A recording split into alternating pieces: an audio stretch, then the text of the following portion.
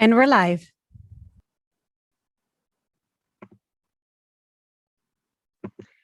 Hello, everyone, and welcome to this Independent Food System Summit dialogue on the role of public development banks in mobilizing and deploying finance towards more inclusive and sustainable food systems. My name is Bettina Prato. I am the Senior Coordinator of the Smallholder and Agri-SME Finance and Investment Network, SAFIN, and also a Vice Chair of the Food Systems Champions Network. SAFIN is a network of around 50 institutions that work in the agri-SME finance ecosystem, and it is housed at the International Fund for Agricultural Development, or IFAD. Today, it's my pleasure to welcome you as the curator of this event, which is co-convened by IFAD together with the Finance in Common. This event is one of many dialogues that have been taking place over the past months in preparation for the first ever United Nations Food Systems Summit, which will be a high-level event aiming to raise awareness about the central role that food systems play in the 2030 Agenda for Sustainable Development, but also to mobilize ideas and commitment to transformative actions that connect across different sectors that are part of food systems, including agriculture, energy, water, and others. The summit is expected to be a solutions summit, and dialogues like the one we're here for today play a key role in generating ideas for such solutions. Finance is recognized as a cross-cutting lever of change and a catalyst of transformative action for the agenda of the summit. And in this context, the role of public development banks is particularly important given their counter-cyclical mandates, the very large combined assets, and also the opportunities that are there for greater alignment and coordination within this community. The Finance in Common Summit that was hosted by France last year was a powerful reminder of these opportunities, and the dialogue we're here for today is in a sense part of the follow-up to that event. So today we are going to reflect on how the role of public development banks can become more fit for purpose with respect to the Food System Summit agenda, and to think about some concrete ways to move in that direction. The event is structured as follows. We will have a public segment that is being streamed live right now, and then we will have a closed working group discussion. The public segment is going to include a number of welcoming remarks and then a moderated panel. So I'd like to start now by welcoming the first opening speaker, who is Dr. Johan Swinnen, the Director General of the International Food Policy Research Institute, as well as a co-lead of the Food System Summit Finance Lever. Dr. Swinnen is a member of the Champions 12.3 Leadership Group to Reduce Food Loss and Waste, the Africa-Europe Strategic Task Force on Sustainable Agriculture and Food Systems, and much more. So, Jo, I look forward to listening to you, and you have the floor. Thank you. Thank you very much. It's one of the wonders of the virtual meetings world that we met for we're meeting for the second time today, and in a meeting. I just want to start up saying it's a great pleasure for me to be here, because IFPRI has worked with IFAD for a long time. We have a long time partnership with IFAD, and over the past 20 years we have fostered evidence-based policy making and stimulated investments to promote agricultural growth, rural development, with a particular focus on helping smallholder farmers. I'm really pleased and honored here for the invitation to provide some opening remarks on this, what I think is a really important meeting as part of your Food System Summits meeting, the dialogue meetings, a particular focus on the role of public development banks. We know that the food system is off track for eliminating hunger and reaching key SDG milestones. Hunger is on the rise again since 5 years. Food system is contributing importantly to greenhouse gas emissions, and we have roughly 3 billion people on this planet who cannot afford a healthy diet. And this was before COVID-19, and COVID-19 has made many of these numbers worse. So it's obvious that transforming our food system is essential in various ways, and finance is going to be a critical component of this transformation. The Food System Summit, as Bettina already mentioned, has recognized the central role of finance and investment in transforming our food systems. and it has been identified as one of the 4 levers of change. Together with FOLU and the World Bank, IFPRI is co-leading this lever. And so the objective is to assess investment needs, to address incentives and help develop financial system architecture and funding mechanisms, both public and private and mixed, I would say, to support the goals of a better performing food system for the future. This obviously requires a coordinated approach because none of these actors in the financial system will be able to change the world by itself, the way the world farms, produces food and feeds itself. We need private sector involved, public sector, and that includes many agents along the value chain, if you want, farmers, large and small agribusinesses, food industry, development banks, capital markets, and governments. Now, public development banks are obviously an essential component of this transition. They have a long history of playing a substantial role in financial, rural and agri-food credit. They are committed to public good objectives. Their risk tolerance is typically different than that of private sector banks. They use their development finance for direct investment or to mobilize it to complement de-risk private finance through blended finance and guarantees. And they have the ability, often the mandate also, to address market failures in financial markets. So all these are obviously really important characteristic aspects of public development banks, which are crucial, I think, in this whole financial transition, this whole finance for food system transformation. So I really look forward to today's discussion, the contributions. I think you have difficult questions to address, but they are critical questions as well if we want to transform this system for a better future. Let me end by reminding us all that COVID-19 has not only brought challenges, but also opportunities and lessons, I think. We have seen over the past year tremendous amount of innovation and creativity in both the public and the private sector, in value chains, etc. So we've seen innovation in social organization, in institutional organization, technology adoption. And I think also on the policy side, it has stimulated really out-of-the-box thinking, not just in corporate headquarters, by small farmers, by consumer associations, etc., but in policy debates and in our decision-making. And I think it has shown that changes which we, before COVID, thought could take a really long time to implement, have in some cases been implemented in a very short time because of the situation, circumstances, but also as it has changed people's mind on what is possible and what is needed. So hopefully these lessons can inspire us all and inspire today's presentations and the discussion. Thank you very much. Thank you so much, Gio, for these remarks. I love it that you reminded us not just about the challenges, but also of the importance of thinking about what is possible, what can be done differently, and also about all the innovations that have already taken place as a result, in part or accelerated by the context created by the pandemic. I really hope that this thinking about possibilities, including innovations, is going to be the spirit that will carry us through this event and also accompany you and the colleagues in the finance lever and others that have been thinking about finance as an important enabler of the summit agenda over the next months. So thank you once again so much. It's now my pleasure to introduce Antonella Baldino, who's a fellow Italian, among other things, and the Chief International Development Finance Officer at Cassa Depositi e Prestiti, which is Italy's national investment bank. Antonella is also Vice President of the European Long-Term Investors Association, and she has extensive experience in the credit and finance sector at leading financial institutions. Antonella, it's a real pleasure to have you with us today, and I am pleased to give you the floor. Thank you. Thank you, Bettina. Thank you, and good afternoon. I'm very pleased and honored to take part in this independent food system summit dialogue and to share with you the experience of Cassa Depositi e Prestiti, CDP, as you mentioned, the Italian Public Development Bank.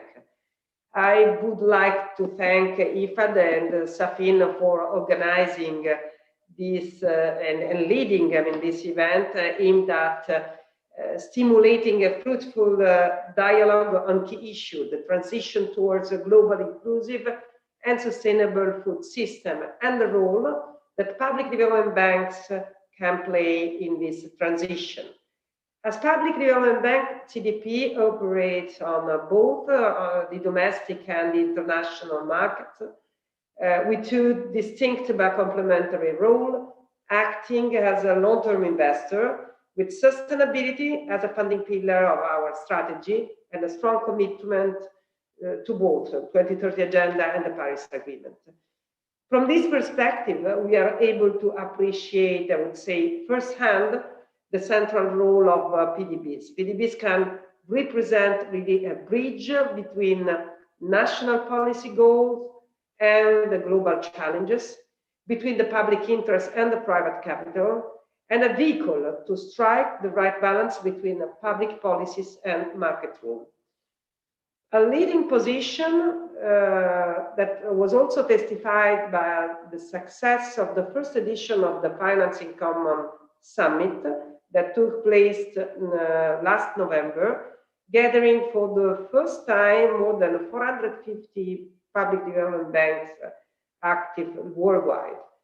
We are presently exploring, together with IFAD and the Secretariat of Finance in Common, the opportunity to have a second edition of the summit and to establish also a connection with the agenda of the G20 Italian presidency. In this context, we are already working together with IFAD to propose a specific focus for the second edition of the summit on food, agriculture, and agribusiness, taking into consideration the relevance of the sector for both the COVID-19 recovery and the achievement of the 2030 Agenda and Paris Agreement targets, building on innovation from tech food to precision agriculture, biodiversity, trade, and global value chains. So short-term and long-term needs, which require significant investments, estimated at more than $300 billion per year until 2030. So PDBs can play a pivotal role in providing affordable finance and efficient capital to support those investments. As recognized also by the Finance in Common Summit, food and agriculture is at the nexus of many economic, social, and environmental objectives. It is a cross-cutting sector that touches on several global priority issues, from food security and nutrition to biodiversity and climate change. Key factors for the achievement of all the SDGs, from SDG 1 to SDG 17, partnership for the goal. And we at CDP, we are ready to work with IFAD and other relevant partners, leveraging also on our own knowledge and expertise built over time on this strategic domain that represents one of the Italian excellencies, on which we have a cutting-edge financial and industrial expertise. At CDP, as a CDP, we are ready to play a very active role in this transition towards inclusive and sustainable food system by creating constructive partnership with other institutions and the private sector, of course, and by helping mobilize Italy's distinctive competencies in sustainable agriculture and agribusiness.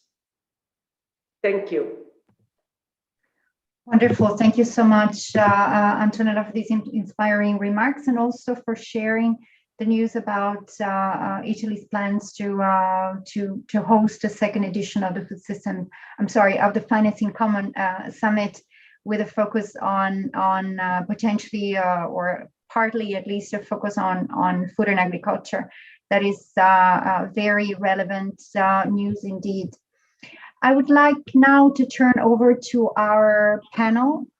So we have a panel on how to make public development banks, as I said at the beginning, more fit for purpose to accelerate food system transformation, that I am delighted to share. Will be moderated by a fantastic moderator in the person of Nancy Lee, who is Senior Policy Fellow at the Center for Global Development, as well as Senior Advisor at the Center for Strategic and International Studies, in Washington, D.C. Nancy is a leading expert on issues related to the international financial architecture for development, and she has written and also thought creatively quite extensively about how public financial institutions, including multilateral development banks, can better leverage their assets and capabilities to really step up their capacity to mobilize finance for the SDGs.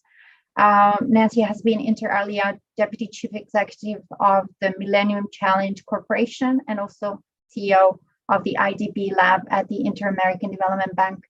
So Nancy, thank you so much for accepting our invitation, and I look forward to listening to you and to your panel. So you have the floor. Thank you. Thanks. Thanks so much, Bettina. I'm really delighted to participate in this really important conversation. And I know many of you are already familiar with the urgency and challenges of finance for smallholder farmers.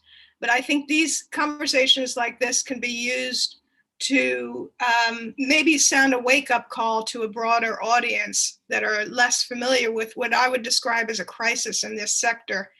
It's really at the center of a perfect storm for poverty, food insecurity, and climate.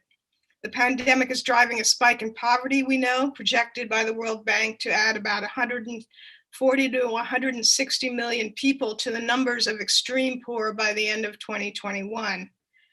And as Johan said, the cost of a healthy diet is unaffordable for the extreme poor. Global food prices rose 14% in 2020. 57% of the population in sub-Saharan Africa and South Asia cannot afford a healthy diet. And at the same time, these are the same people who are highly vulnerable to the impact of climate change on their livelihoods. And agricultural land use generates about 25% of global carbon emissions. So from these statistics, you would really expect a heavy focus on agricultural finance, especially small farmer agriculture, from public development banks and others interested in mobilizing private investment for poverty reduction, food security, and combating climate change, but that's actually not what we see. Only 0.9% of private investment in climate action from green bond issuances goes to land use.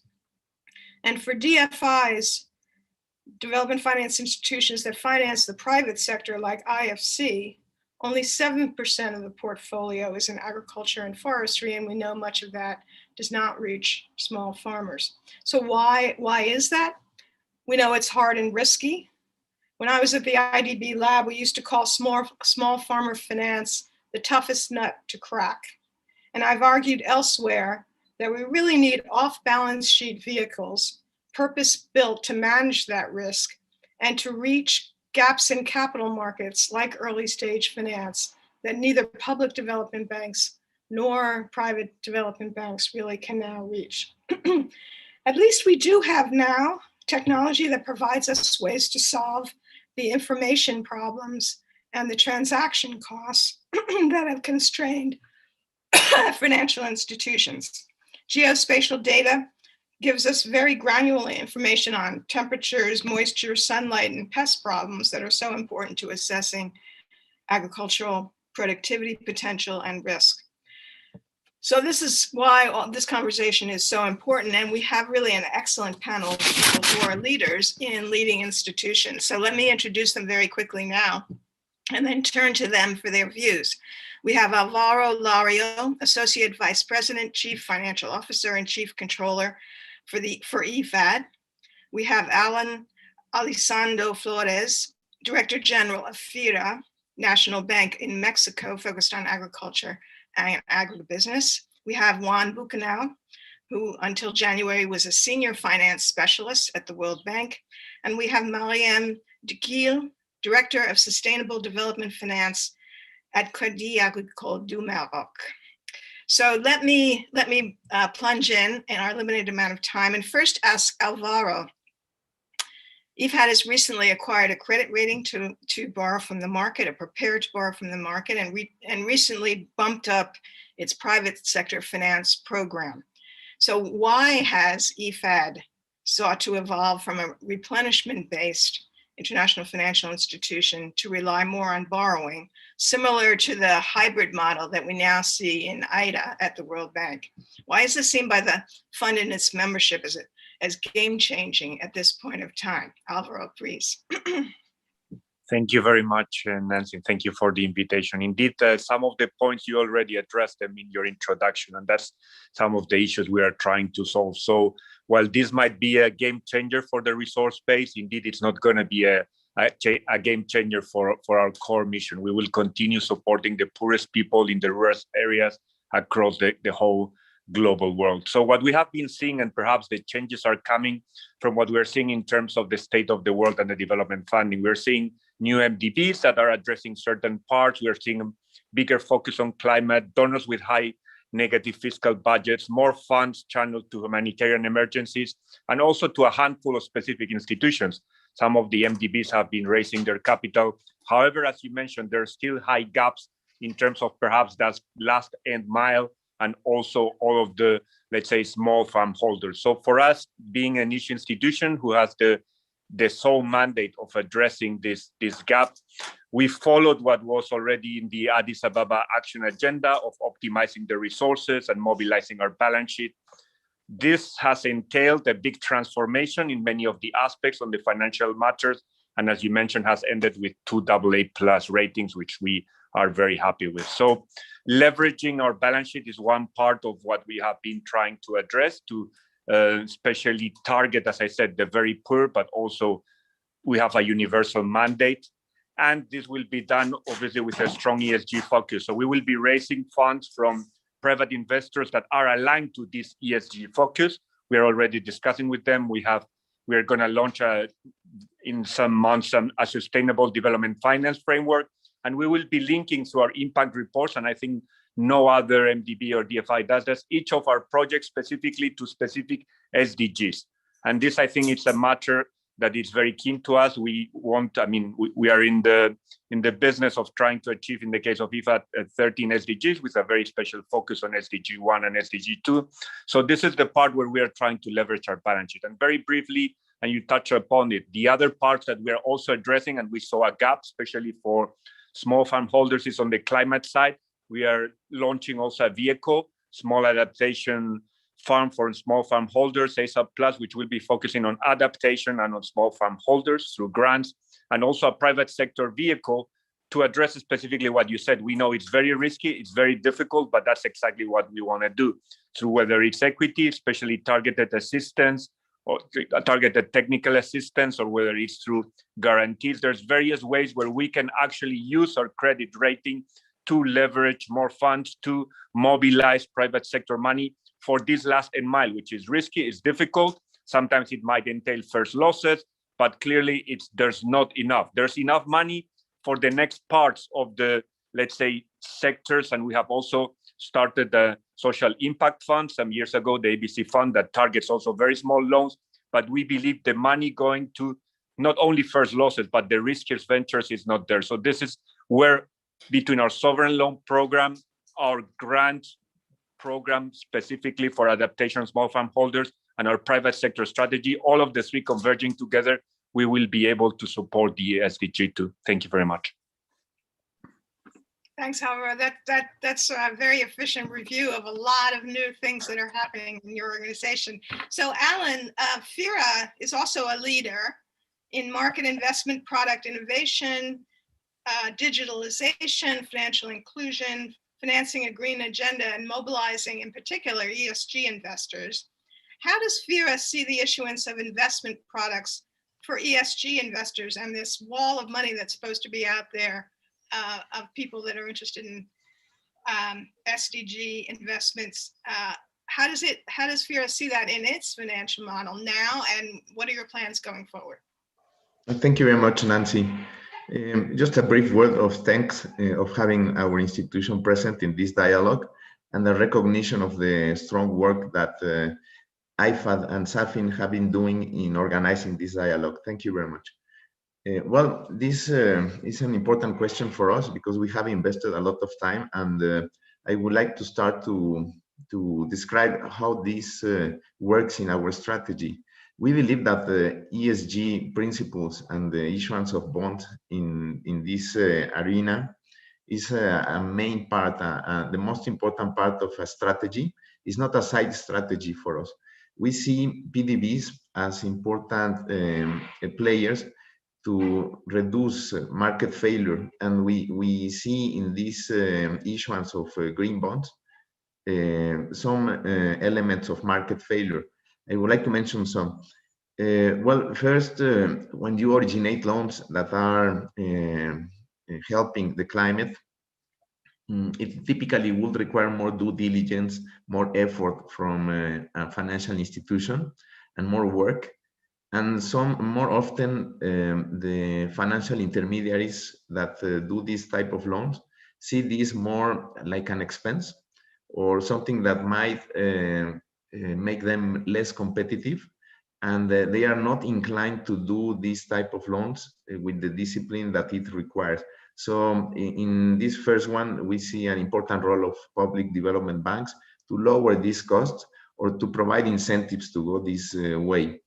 We also see frequently that sometimes the investment done in the good of climate is seen as something of investing in a public good.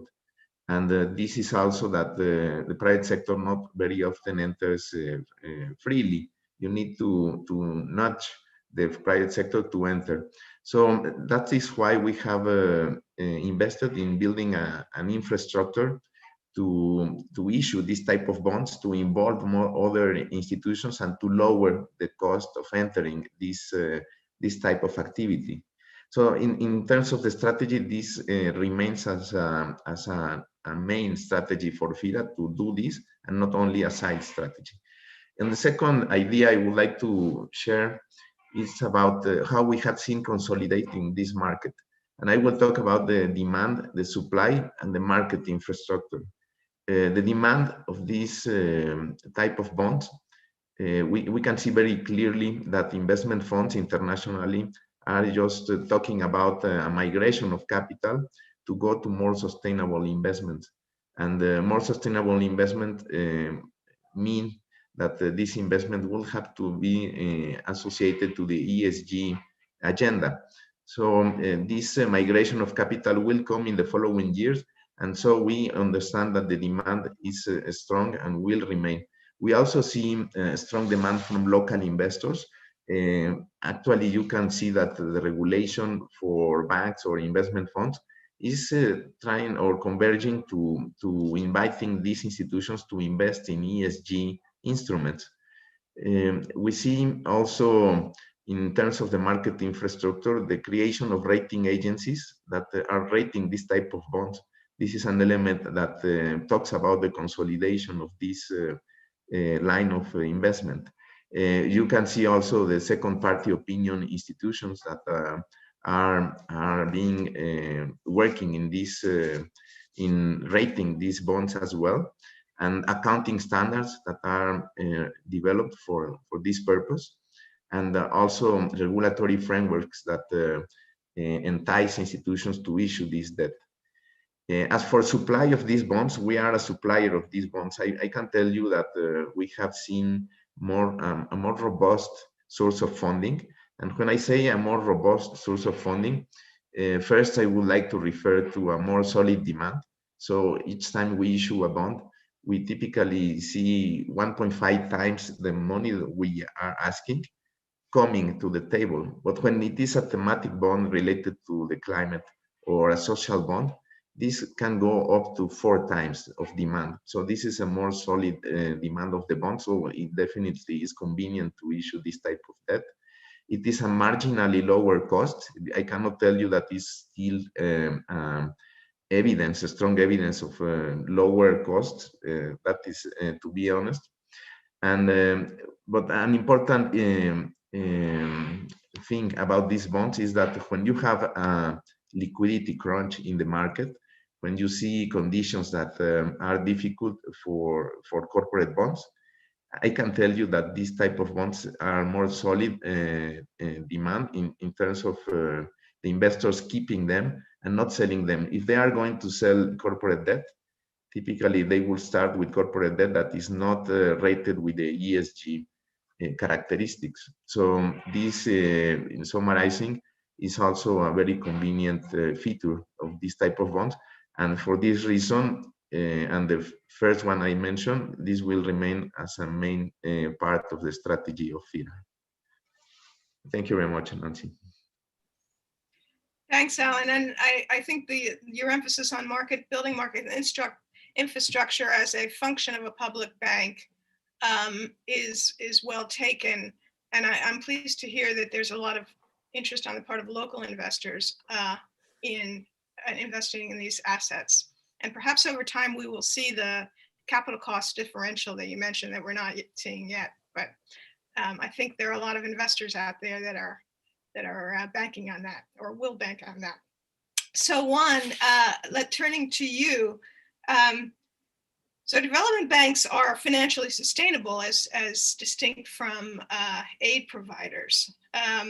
But maybe you can just give us a sort of review of the landscape about how financial sustainability varies across different public development bank models from your long experience and your analysis. Thank you so much, Nancy. It's a pleasure for me to be here and also to share this panel with these distinguished colleagues. We have been, while I was at the bank, we were partnering also with Safin, which is a great partnership, and we hope that it will move forward. So as for the question you pose, and I think the title of this panel is very, very adequate when talking about how can public development banks be fit for purpose for the challenges that are coming up. And public development banks have come a long way. They were the main instrument for the main financial development instrument for a long, long time. They were the first solution that came up for agricultural finance. But in its early stages, there was no focus on sustainability. And since then, a lot has been done and a lot has been learned about the issues that have to be addressed to achieve sustainability, be it on the mandates, be it on the corporate governance, be it also on the lending technologies that they have to use or to be able to recover the loans, and also about the models for subsidization. This, given that these banks are being tasked with serving the higher cost, higher risk segments of the market, especially when we talk about smallholder farmers and about agriculture in general, there is an issue with subsidization. And one of the key things that has been learned is the importance of transparent subsidization of these institutions and of helping separate subsidies from sustainable performance in such a way that the entities operate in a permanent way. A lot has been learned, but we have also many countries in which still public banks are being placed with the impossible task of serving the smallest clients with the lowest interest. And that is something that simply is not viable. So this is, I think, a very important point. In order to be sustainable, the whole model must be reviewed in order to ensure that the banks can obtain the earnings that they need in order to provide the services they're being asked to provide. Now, as for the models we have been doing at the World Bank study, a worldwide study, which is forthcoming, and we were seeing basically that there are we could distinguish three basic models of public banks which are out there, which are worth differentiating. One is the retail banks. And the retail banks, they are not, they're banks that serve the final customer, be it the MSMEs, be it the smallholder farmer. And these entities are the ones which oftentimes face the worst performance, because these are the ones which are tasked with, presented with the task of providing loans at very low interest rates and going into the market, into the places that are most difficult. Then we have, on the other end, we have the wholesale banks. And wholesale banks are very, very interesting. They are usually much more sustainable. So we find less problems with sustainability of these banks when we look across the countries. And these banks also have the big virtue that they can mobilize additional private resources. They can mobilize private resources, be it by lending in parallel to private banks, or be it by providing guarantees to private institutions that then leverage their portfolios in order to grow and reach their clients.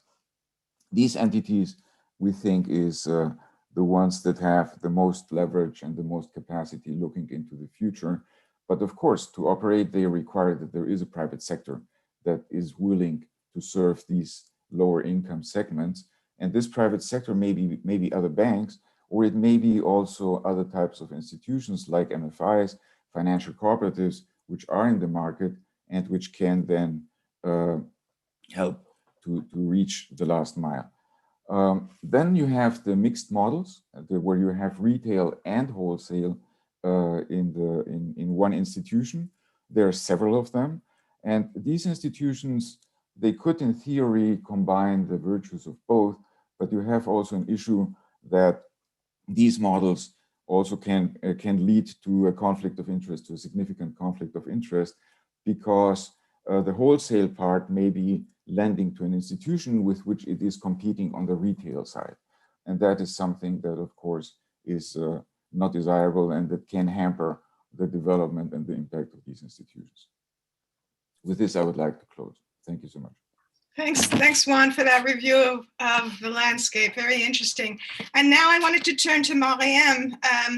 Your institution has kind of a multi-pronged structure that allows you to engage with everyone from small holders and micro enterprises to SMEs to larger firms. So can you describe the specifics of this kind of unique financial model and how it's evolved over time, and how the institution is evolving as a whole toward with respect to financial sustainability and the challenges that it is trying to confront?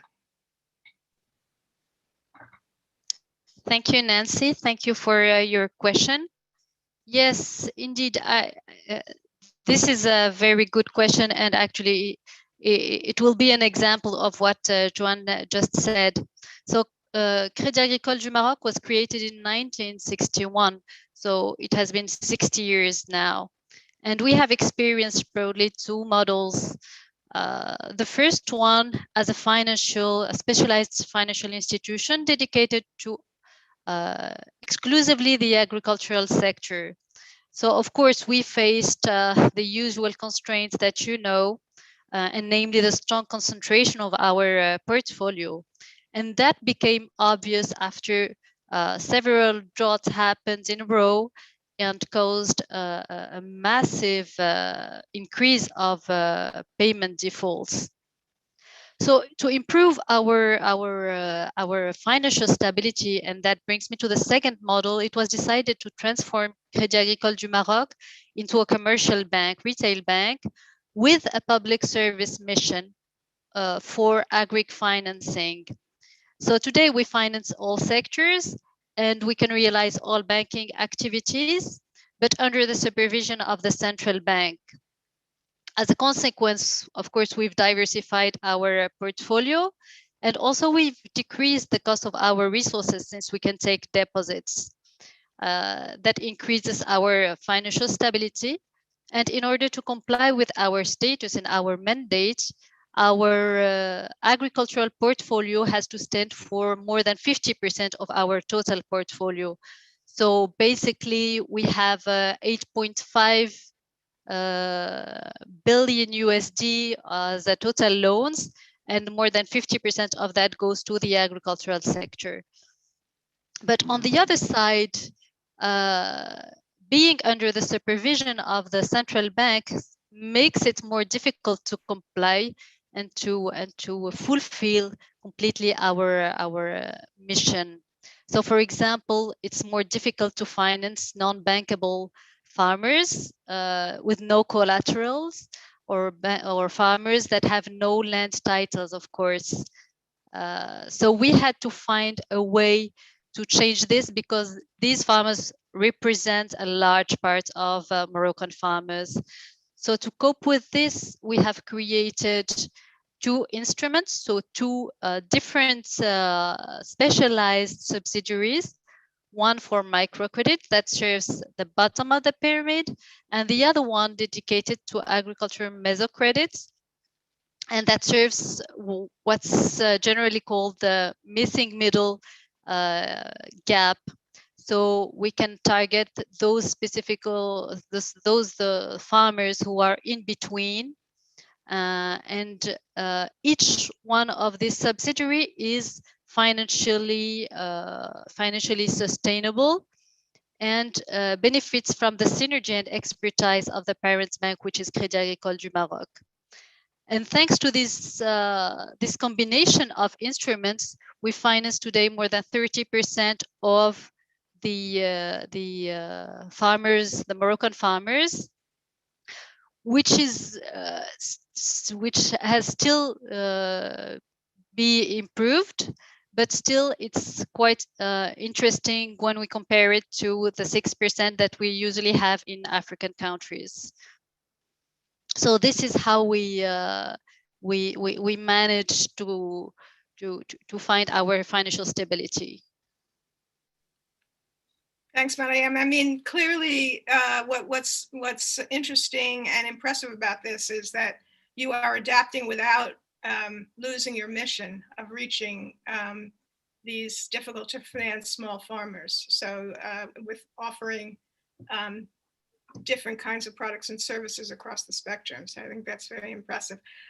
We're pretty much out of time now, but I would like to just close by asking each of you to take, say, 1 minute very quickly to just mention the financial innovation, either the product or product delivery innovation that you think is most promising in terms of scale and sustainability, both financial and with respect to climate change. So maybe we can just do what we call a lightning round across all 4 of you on financial innovation. So starting with you, Alvaro.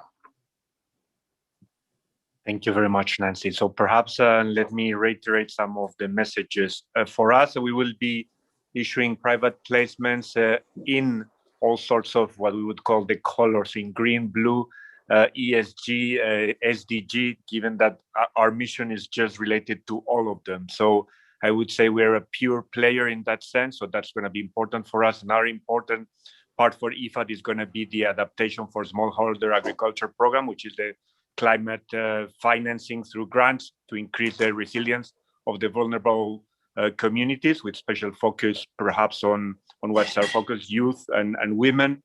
And then finally, this private sector facility that we do believe that we can target some of those that also our colleague mentioned on the missing middle, but especially those who actually do not usually have access to finance. So for us, these 3 elements will be very important going forward. Thank you.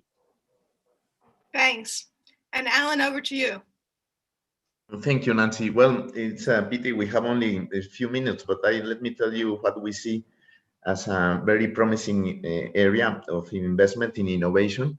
We see that financial inclusion mainly it hasn't been addressed for smallholders because of the asymmetries of information. It's a lack of information for a typical loan that you have on a smallholder area. These are remote areas. And what we think is that we can invest, and we have been investing in FIRAM to generate all the information that is useful for banks to originate loans. And the innovation we see is by the use of technology. We are in the era of technology and information, so we cannot talk more about asymmetries of information, at least not for rural financing.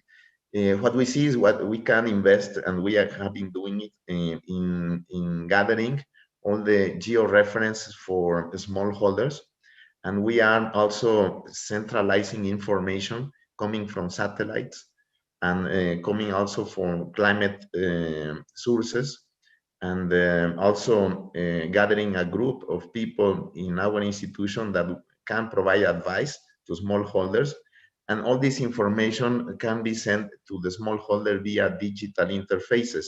Not only that, but you can provide this information, and if you work it well with big data, because the quantity of information that you can gather today is very large, and to correlate with the credit activity so that you can provide innovative tools to financial intermediaries to lower those information asymmetries, but most importantly, lower the cost of credit, which is one of also important barriers for smallholder financing. So that will be the investment that we will be doing this year and the next, and we expect to have a strong impact on financial inclusion.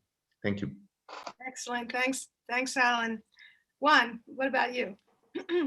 Yes, so one area which I think is very promising, and it's very similar to what Alan was mentioning, is I think that public development banks can play a special role in helping to establish platforms that are used in order to manage the value chains, the different value chains. These platforms are something that is coming up more and more in many countries. And these platforms basically bring together the processors, the traders, and the smallholder farmers, the input providers, in order to facilitate the exchange, the commercial exchanges between them, in order to provide information about suitable production techniques, and also in order to provide finance. And setting up these type of platforms is something that requires somebody to convene the different actors. So I think we think that public banks could probably play a role in this space as a convener, given that they already have relationships with the different stakeholders. Two other things that are very important, that we think are very important, is one is also the more systematic incorporation of MFIs and smallholder cooperatives, smallholder financial organizations that can be served through public development banks. Mexico has a long track record in that, Financiera Nacional, and I think also FIRA has done some work. And this is something that can be replicated where the public bank also helps these institutions to establish the systems they need to operate sustainably and to deliver their services. And the third one, and I don't want to abound very much about that, is definitely the engagement of public development banks in the provision of equity, of capital for investments. The upcoming, the required investments in order to make agriculture more green and sustainable are very, very large.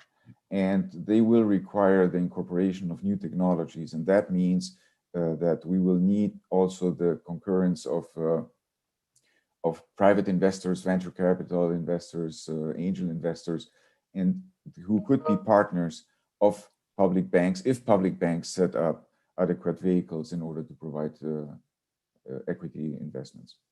Thank you. Thanks, Juan. As those of you who have read anything I've written know, I could not agree with you more on your equity point, especially your early stage equity. So Mariam, you have the last word. Thank you, Nancy. Well, I agree with all what has been said, and I would just like to add on the partnerships. Actually, what I see as interesting as a local bank is the way we now partner with donors in order to have funding lines that are totally in line with the market and the market needs. To give specific example, the fact that we can have lines that encompass technical assistance. And in other words, for some sectors that are not mature, the fact that you can offer a financial package or a financial offer is not enough. You have to really engage with the investors, and you have to provide technical assistance. You have to show the relevance of the investments, and maybe decrease a part of the technical burden for them and give more incentives. And I feel that from the donors, point of view, maybe they have been an evolution in the sense that they really try to answer the needs of our local markets and of our local realities, and this is very encouraging. Thanks so much. This conversation obviously could go on much longer, but I hope we've piqued everyone's interest. I apologize for going over a little bit, and back to you, Bettina. Thank you, Nancy. This was actually fantastic. I mean, I agree with you. It could have continued much longer. I think I just want to give a virtual round of applause to you and to the excellent panel. So thank you so much for your time. With this, we close the public segment of our event. So let me thank all viewers for tuning in for this. I'd also like to say that we will be following up with a blog post to give an overview of the main outcomes of the discussion today, including some of the results of the closed dialogues that we're now going into. This will be posted on the IFAD website, on the SAFIN website as well. So we encourage you to check these websites in the coming days so that you can also come up to speed with the rest of the conversation today. And with that, thank you to all viewers and goodbye.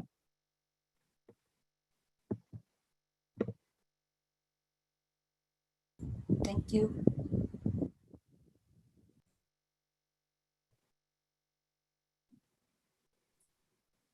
So colleagues, please, that was not an invitation to leave.